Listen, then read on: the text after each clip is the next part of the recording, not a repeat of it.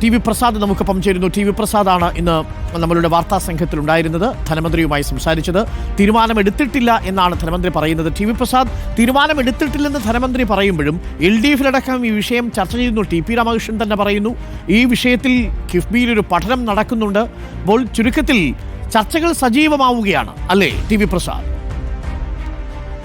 Arun, KIIFB fund ഉപയോഗിച്ച റോഡുകളിൽ നിന്ന് ടോൾ പിരിക്കുമോ എന്ന ചോദ്യത്തോട് അങ്ങനെ ഒരു തീരുമാനം സർക്കാർ തലത്തിൽ എടുത്തിട്ടില്ല എന്നാണ് KN ബാലഗോപാൽ ഇന്ന് ഞങ്ങളോട് പറഞ്ഞത്. പക്ഷേ അങ്ങനെ പറയുമ്പോഴും അങ്ങനെ ഒരു സാധ്യത ഇല്ല എന്ന് മന്ത്രി പറയുന്നുമില്ല. അതിനർത്ഥം കിഫ്ബി ഉപയോഗിച്ച് റോഡ് പണിതാലും പാലം പണിതാലും കെട്ടിടങ്ങൾ പണിതാലും അതിൽ നിന്ന് എങ്ങനെ വരുമാനം ഉണ്ടാക്കാം എന്ന ചിന്തയിലേക്ക് സർക്കാർ കടന്നിട്ടുണ്ട് എന്ന കാര്യം വ്യക്തമാണ്. പക്ഷേ അതൊരു തീരുമാനവുമായി വന്നിട്ടുമില്ല. നിലവിലെ സാഹചര്യത്തിൽ കേന്ദ്രം കിഫ്ബി ഫണ്ട് വഴി ചെലവഴിക്കുന്ന തുക, ആ തുക കൂടി വായ്പാ തുകയായി കണക്കാക്കുന്ന ഒരു സാഹചര്യമുണ്ട്.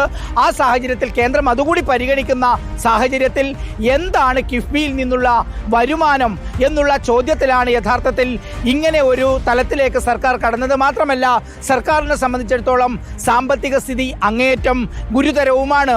ഈ ഒരു സാഹചര്യത്തിലാണ് ഇങ്ങനൊരു ചർച്ച ഉണ്ടാകുന്നത്. അതായത് മന്ത്രി പറയുന്നത് ഒരുപാട് സാധ്യതകൾ നോക്കുന്നുണ്ട്. കെട്ടിടങ്ങൾ വാടകയ്ക്ക് കൊടുക്കൽ, പാലത്തിൽ നിന്ന് അതിൻ്റെ ടോൾ പിരിക്കൽ, റോഡിൻ്റെ ടോൾ പിരിക്കൽ, അങ്ങനെ ഒരുപാട് സാധ്യതകളിൽ ഒന്നാണ് ഈ റോഡിൽ നിന്ന് ടോൾ പിരിക്കുക എന്നുള്ളത്. എന്തായാലും അതൊരു തീരുമാനത്തിലേക്ക് എത്തിയില്ല.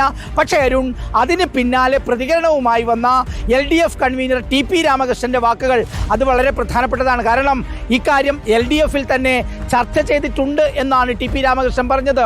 മാത്രമല്ല, കേന്ദ്ര സർക്കാർ ഇങ്ങനെ ബുദ്ധിമുട്ടിക്കുന്ന സമയത്ത് ഇങ്ങനെയുള്ള കാര്യങ്ങൾ മാത്രമാണ് പോംവഴിയെന്ന് TP രാമകൃഷ്ണൻ പറയുകയാണ്. പക്ഷേ അത് പറയുമ്പോൾ തന്നെ ഒരു കാരണവശാലും കിഫ്ബി ഫണ്ട് ഉപയോഗിച്ച് നിർമ്മിച്ച റോഡുകളിൽ നിന്ന് ടോള് പിരിക്കാൻ അനുവദിക്കില്ല എന്ന നിലപാട് തന്നെയാണ് പ്രതിപക്ഷം മുന്നോട്ട് വയ്ക്കുന്നത്. സ്വാഭാവികമായി അങ്ങനെ ഒരു തീരുമാനം ഇനിയിപ്പോൾ സർക്കാർ എടുക്കുകയാണെങ്കിൽ അതിശക്തമായ പ്രക്ഷോഭമുണ്ടാകുമെന്ന കാര്യം ഉറപ്പായി. തദ്ദേശ തെരഞ്ഞെടുപ്പും നിയമസഭാ തെരഞ്ഞെടുപ്പും വരാനിരിക്കുന്ന ഈ ഘട്ടത്തിൽ ഇങ്ങനെ ജനങ്ങൾ എതിരായി വിലയിരുത്താൻ സാധ്യതയുള്ള ഒരു തീരുമാനം എടുക്കുമോ എന്നുള്ളതാണ് ഏറ്റവും പ്രധാനപ്പെട്ട കാര്യം.